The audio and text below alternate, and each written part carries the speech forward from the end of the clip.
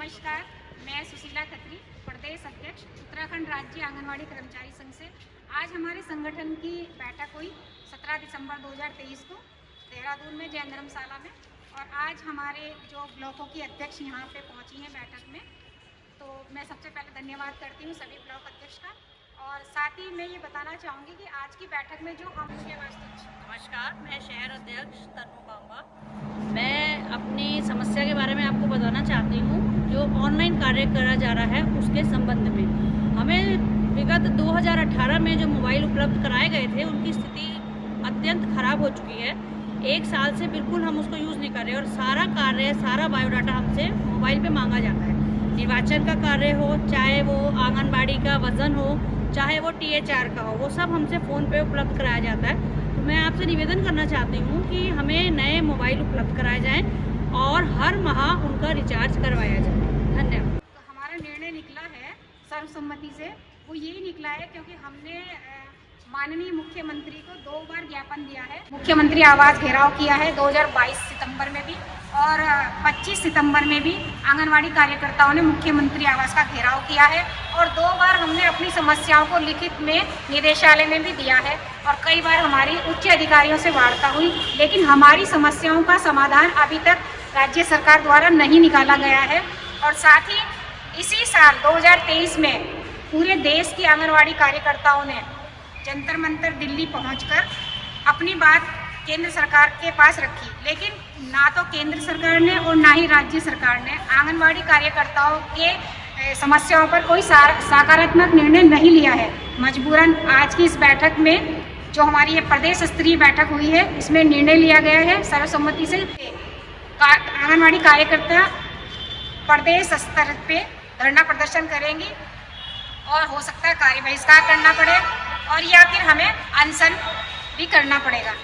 तो क्योंकि अब बहुत टाइम हो गया है, ना तो राज्य सरकार हमारी बात को सुनने के लिए तैयार है और ना ही केंद्र सरकार सुनने को तैयार है। तो इसलिए मजबूरन अब प्रदेश भर की आंगनवाड़ी कार्यकर्ताओं को सड़कों पर उतरकर आंदोलन करना पड़ेगा, जिसकी जिम्मेदारी हमारी प्रदेश सरकार की होगी। धन्यवाद। मैं बीरो देवी, ब्लॉक अध्यक्ष कालसी, देहरादून। आज की जो ये बैठक हमारी हुई है यहाँ जैन धर्मशाला में 17 दिसंबर को, इसमें कई सारे मुद्दे हैं, कई सारी समस्याएं हैं, लेकिन एक समस्या मैं सरकार के सामने रखती हूँ कि जो हमारी रिटायरमेंट की आयु सीमा है उसे 60 वर्ष से हटाकर 65 वर्ष कर दी जाए, क्योंकि 65 वर्ष तक तो महिला अच्छे से काम कर सकती है और 65 वर्ष के बाद जो है, जो रिटायर होने पर उनको अच्छी एक मुश्त धनराशि दी जाए, ताकि उन्हें भी कुछ ऐसा लगे कि चलो काम किया है तो कुछ मिला है, खाली हाथ उनको घर ना बैठना पड़े। और उनको पेंशन भी दी जाए, क्योंकि पेंशन, ताकि उन्हें किसी के आगे हाथ ना फैलाना पड़े। मैं सरकार से ये निवेदन करती हूँ कि इस अन्य राज्य की तरह हमारे उत्तराखंड राज्य में भी इस नियम को लागू किया जाए। मेरी सरकार से यही विनती है। धन्यवाद। आंगनबाड़ी कार्यकर्ती शहर देहरादून से हूँ।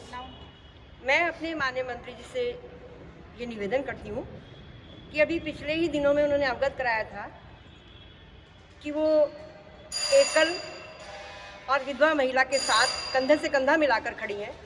तो मैं सिर्फ उनसे यही कहना चाहूँगी, हम तो उनके घर के अंदर उन्हीं के आंगनबाड़ी वर्कर हैं, तो कृपा करके वो हमारे लिए भी कुछ उचित सोचें, जिससे कि हम लोग का कुछ हित हो सके। मेरा उनसे यही विनती और यही आग्रह है और यही अनुरोध है। नमस्कार, मैं मिनी आंगनवाड़ी कार्यकर्ता हूँ और अपनी यहाँ से मीडिया प्रभारी हूँ और आपको अपने विचार व्यक्त करना चाहती हूँ। जो मैं केंद्र संचालित करती हूँ, मैं मिनी कार्यकर्ता हूँ और मेरे पास बच्चों की संख्या इतनी है और कुछ मीनो है और निर्वाचन की ड्यूटी है और बहुत सारे बाल गणना, ये मेरा माइंड ऐसा परेशान हो जाता है और मेरे पास ना हेल्पर है ना कुछ है। मैं परेशानी से बहुत ज़्यादा जूझ रही हूँ, जिससे मैं डिप्रेशन में भी कभी कभी चली जाती हूँ। और मैं आपसे यही निवेदन करना चाहती हूँ, मेरी जैसी बहुत सारी बहनें बहुत ज़्यादा परेशानी में हैं, तो आप आपके समझ में अपनी परेशानियों को रखना चाहती हूँ और बताना चाहती हूँ कि मिनी आंगनवाड़ी कार्यकर्ता के साथ भेदभाव मिटाया जाए और उन्हें भी कार्यकर्ती का मानदेय दिया जाए और उनको साथ सहायिका नियुक्त की जाए, जिससे उनको जो फील्ड वर्क करने में, कार्य केंद्र संचालन करने में जो परेशानियां आ रही हैं वो समाप्त हो सके। धन्यवाद। जैसे कि हमारी राज्य सरकार द्वारा कई सारी नई योजनाएं चलाई जाती हैं और उनमें जो उनको धरातल पर उतारती है वो हमारी आंगनवाड़ी कार्यकर्ता ही उतारती है। और केंद्र सरकार ने जो आंगनवाड़ी कार्यकर्ताओं के लिए कार्य दे रखे हैं वो केवल हमारी जो आंगनवाड़ी कार्यकर्तियाँ हैं मुख्य रूप से उनकी जो सेवाएं हैं वो 6 बिंदुओं पर कार्य करती हैं। लेकिन इसके अलावा भी हमारी जो आंगनवाड़ी कार्यकर्ता हैं प्रदेश सरकार की जो भी नई योजनाएं शुरू करती है उन सभी योजनाओं को धरातल पर उतारने का कार्य हमारी आंगनवाड़ी कार्यकर्तियाँ करती हैं। और साथ ही हमारे केंद्र सरकार के भी जो भी कार्य होते हैं, चाहे जनगणना का कार्य हो या निर्वाचन आयोग का कार्य है, उसमें भी BLO का सारा कार्य हमारी आंगनवाड़ी कार्यकर्ताएँ कर रही हैं। तो जैसा कि हम आंगनवाड़ियों का मुख्य जो हमारा बिंदु है वो अपने समुदाय में, अपने आंगनवाड़ी केंद्र में महिलाएं, गर्भवती और किशोरियों से संबंधित है। लेकिन उन योजनाओं को हम ठीक से कर पाने में असमर्थ हो रहे हैं क्योंकि इतना आंगनवाड़ी कार्यकर्ताओं पर कार्य का बोझ लाद दिया है, चाहे वो राज्य सरकार का हो चाहे केंद्र सरकार का हो, कि अब जो हमारी समस्याएं हो रही है उनके लिए, क्योंकि सरकार तो सुन रही नहीं है, तो अब ये जो निर्णय लिया गया है आंगनवाड़ी कार्यकर्ताओं द्वारा कि भाई इन समस्याओं को देखते हुए और सरकार द्वारा जो अनदेखी की जा रही है कार्यकर्ताओं की, उनको लेकर अब मजबूरन सभी आंगनवाड़ी कार्यकर्ताओं को आंदोलन पर उतरना पड़ेगा। आज की हमारी जो ये बैठक हुई है प्रदेश स्तरीय, इसमें जो कुछ बिंदु हैं मैं आपको पढ़कर बताती हूँ जो हमारे आज सर्वसम्मति से पास किए गए हैं, जिसमें मुख्य रूप से है माननीय सुप्रीम कोर्ट के दिनांक 25 अप्रैल 2022 के फैसले के तहत आंगनवाड़ी कार्यकर्ता और सहायिकाएं ग्रेजुएटी भुगतान अधिनियम के प्रावधान के अनुसार ग्रेजुएटी पाने की हकदार हैं। 1 वर्ष से अधिक समय बीत जाने के बाद भी सरकार ने उस निर्णय को देश में कहीं भी लागू नहीं किया है। यह सुप्रीम कोर्ट के फैसले की अवमानना है। दूसरा जो हमारा बिंदु है, सिविल अपील संख्या 3153 में माननीय सुप्रीम कोर्ट ने कहा है कि आंगनवाड़ी कार्यकर्ता और सहायिका मानदेय कर्मचारी नहीं हैं, वे सरकार की प्रत्यक्ष कर्मचारी हैं। इसलिए आंगनवाड़ी कार्यकर्ता और सहायिकाओं की सेवाएं नियमित रखें, उन्हें अस्थायी नौकरी दें और सरकारी कर्मचारी मिलने वाले मानदेय भत्ते और सरकारी सामाजिक कल्याण एवं अन्य सभी लाभ दें। हम भारत सरकार से अनुरोध करते हैं कि माननीय सर्वोच्च न्यायालय के निर्णय अनुसार आंगनवाड़ी कार्यकर्ताओं और सहायिकाओं को ग्रेजुएटी प्रदान कर उन्हें अस्थायी नौकरी और पद के अनुरूप वेतन दें।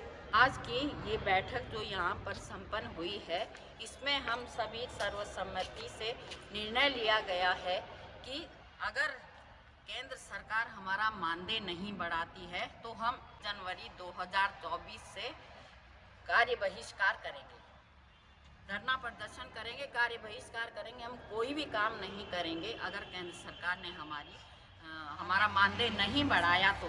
हम हमारी मिनी वर्कर, हमारे कार्यकर्ता इतने सारे काम करते हैं, सारे कार्य तो हमसे कराए जा रहे हैं।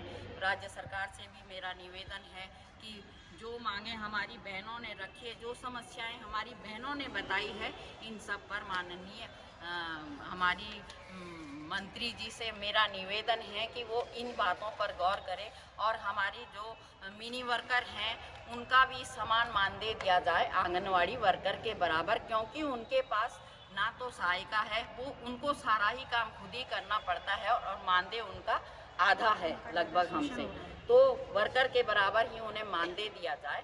मेरी ये विनती है माननीय मंत्री जी से। मैं सभी उत्तराखंड की ब्लॉक अध्यक्ष से निवेदन करना चाहती हूँ। कुछ ब्लॉक अध्यक्ष तो आज की इस 17 दिसंबर की बैठक में उपस्थित हुई हैं, कुछ किसी कारणवश नहीं आ पाई हैं, तो मैं उन्हीं सम्मानित ब्लॉक अध्यक्ष से कहना चाहूँगी कि जैसा कि आज की बैठक का हमारा निर्णय निकला है कि हम लोग जनवरी 2024 से धरना प्रदर्शन करेंगे और कार्य बहिष्कार पर रहेंगे, तो आप सभी लोग अपने ब्लॉकों में बैठक कर लीजिए। और मैं सभी जितने भी उत्तराखंड के हमारे संगठन हैं, मैं उन्हीं बहनों से हाथ जोड़ के विनती करती हूँ कि अब समय घर में बैठने का नहीं है, आप लोग भी आंदोलन शुरू करें, अपनी बैठ के करें।